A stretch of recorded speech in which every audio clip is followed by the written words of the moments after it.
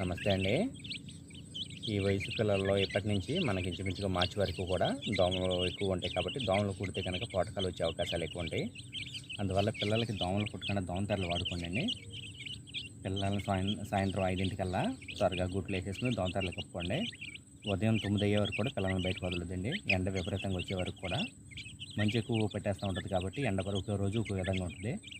ఎండ వచ్చే వరకు కూడా పిల్లల్ని మీరు వదలొద్దు. అంతే కాబట్టి పిల్లల్ని లోపల మ్యాట్స్ పెట్టుకుని నీళ్లు పెట్టేసుకోండి. ఫ్రెష్ నీళ్ళు కింద క్లీన్ చేసేసుకోండి అండి నేల. ఆ నేలలో మట్టుకు ఉంచొద్దు.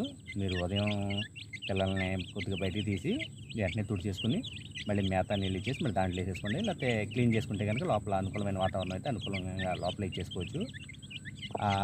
రాత్రి ఎదిగిన రెట్ల ప్రాంతంలో మట్టుకు మేత వేయొద్దండి. మీరు గూడు క్లీన్ చేసుకోండి. పిల్లల మట్టుకు ఎండ వచ్చే వరకు కూడా వదలొద్దు.